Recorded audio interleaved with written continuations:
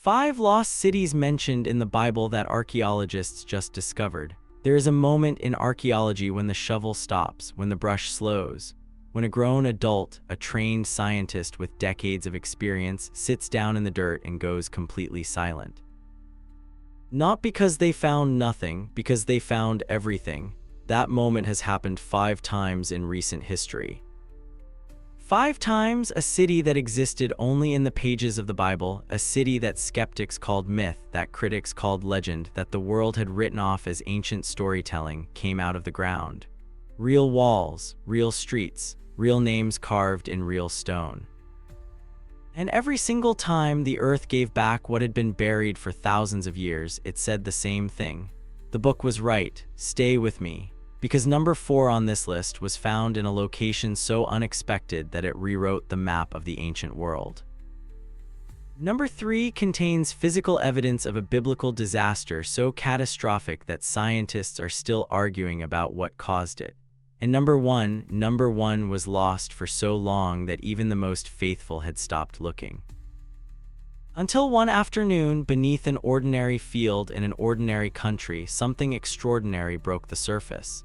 This is not mythology. This is dirt and stone and carbon dating and peer-reviewed journals, and it is more extraordinary than any myth has ever been. We are counting down 5 lost cities mentioned in the Bible that archaeologists have just discovered, and we begin right now. Number 5, Sodom. Say that name and the world already has an image. Fire, brimstone, a city so corrupt it drew divine judgment, a pillar of salt. A story so dramatic, so total, so final that for centuries, serious people assumed it couldn't possibly be real. That Sodom was a moral fable, a warning dressed as geography, a city that existed only to be destroyed. Then came Tal el-Hammam. Located in the southern Jordan Valley, northeast of the Dead Sea, Tal el-Hammam is a large Bronze Age archaeological site that has been excavated since 2005 by a team led by archaeologist Stephen Collins. What they found was not just a city. It was a city of extraordinary size, one of the largest urban centers in the entire region during the Middle Bronze Age, sitting precisely in the area the Bible describes as the cities of the plain. But the discovery of the city itself was only the beginning. Because what happened to this city is where the story becomes something else entirely. In 2021, a peer-reviewed paper published in the journal Nature Scientific Reports described what the excavation team found in the destruction layer of Tal el-Hammam. And the findings were unlike anything seen at any other archaeological site on Earth. The city had been destroyed by an airburst event. An object, most likely a small comet or meteor, had exploded in the atmosphere above the city with a force estimated at over 1,000 times the power of the Hiroshima atomic bomb. The temperatures generated were so extreme, reaching an estimated 2,000 degrees Celsius, that pottery on the site had been melted into glass. Zircon crystals, which require temperatures of over 1,600 degrees to form, were found scattered throughout the destruction layer. Mudbrick walls had been vaporized. Not collapsed, not burned, vaporized. The city did not slowly decline. It did not fall to an army. It did not burn in an ordinary fire. It ended in a single, catastrophic, almost instantaneous moment of total destruction. And then it was abandoned for centuries. The soil showed elevated levels of salt following the event, making agriculture impossible. The entire region was uninhabitable for hundreds of years after the destruction. Salt, abandonment, an instantaneous catastrophic event from the sky. A city so thoroughly destroyed that only science, thousands of years later, could explain what happened to it. This wasn't just a stone, it was a witness. The Bible says that Abraham watched the smoke of the cities rising like the smoke of a furnace.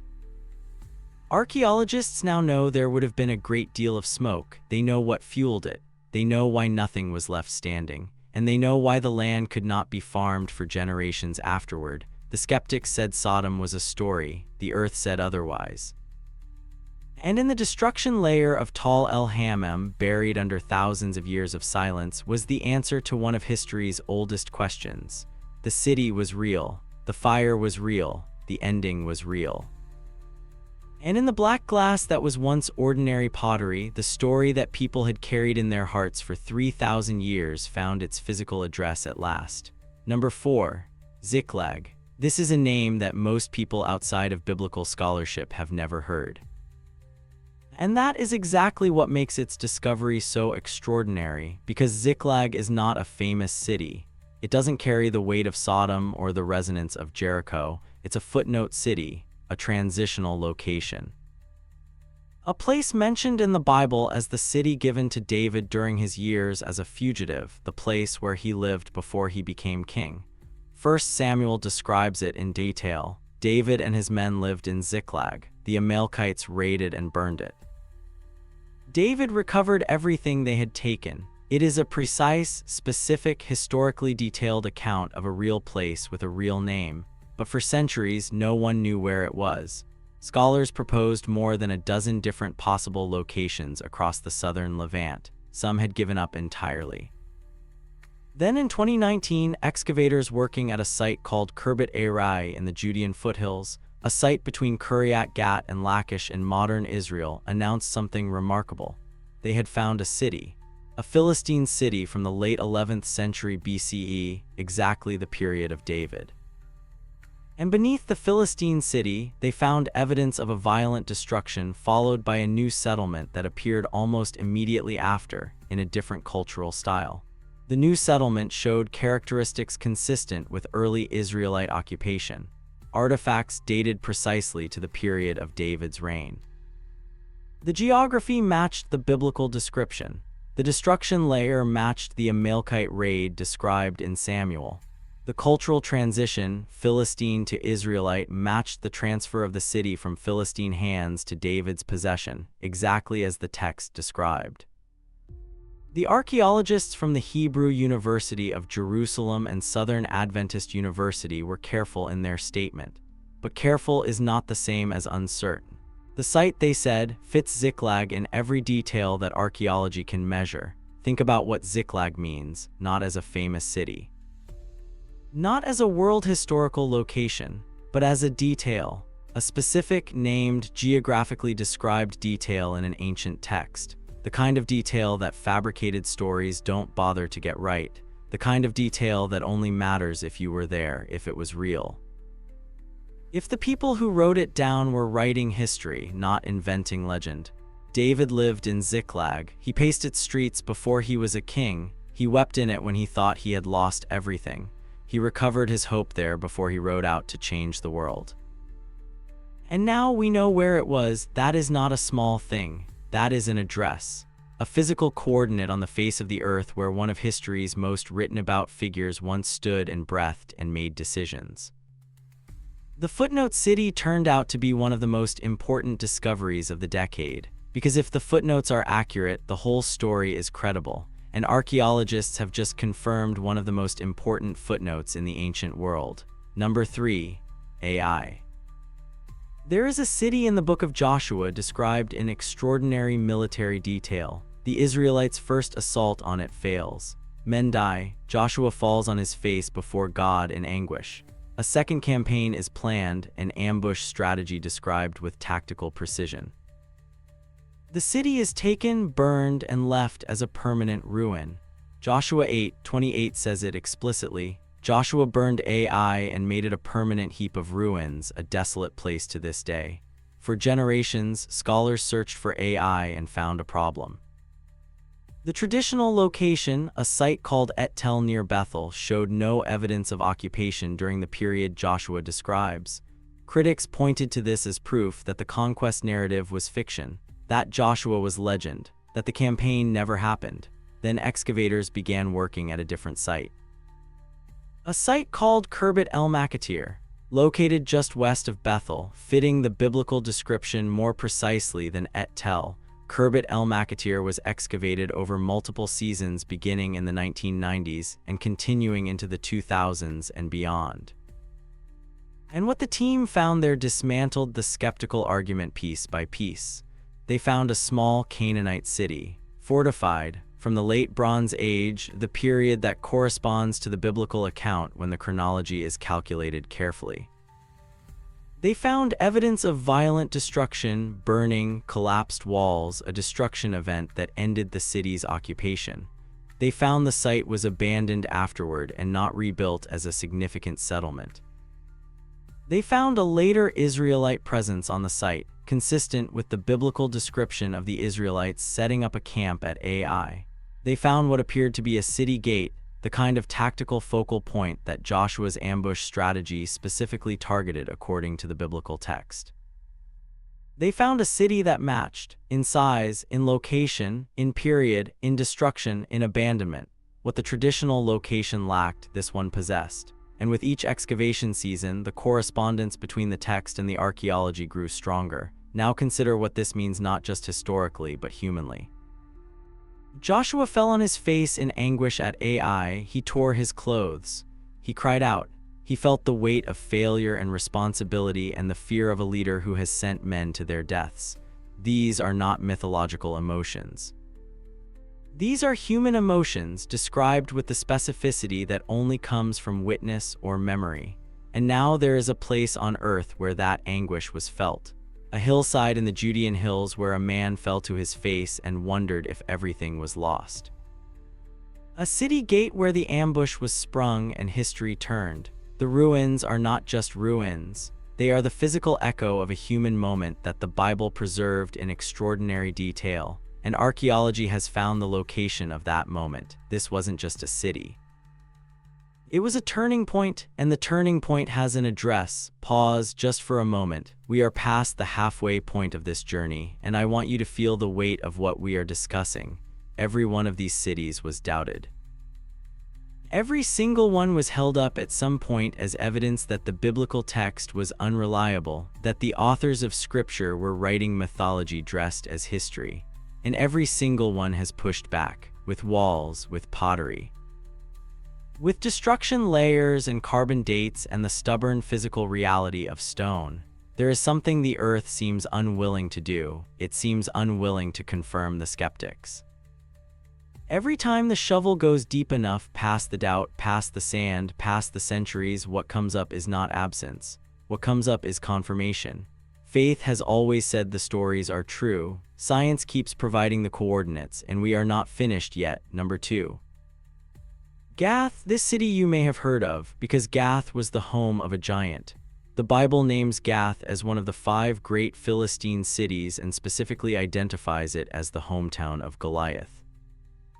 It appears throughout the historical books of the Bible, in the stories of Samson, of David, of the Ark of the Covenant's journey through Philistine territory. It is a city woven throughout the biblical narrative with consistency and detail. But for a long time, Gath was another city without a confirmed address. Scholars suspected its location, but suspicion is not confirmation. Then excavations at Tel Es-Safi in Israel, ongoing since 1996 under the direction of Professor Aaron Meir of Bar-Ilan University, produced something that removed all reasonable doubt. Tel Es-Safi is Gath. The evidence is overwhelming. The site shows continuous Philistine occupation from the period consistent with the biblical account. It is the largest Iron Age city excavated in Israel. Its destruction layer, a massive burning event, has been dated to the late 9th century BCE, corresponding precisely to the biblical account of King Hazael of Aram attacking and destroying Gath, recorded in 2 Kings 12:17.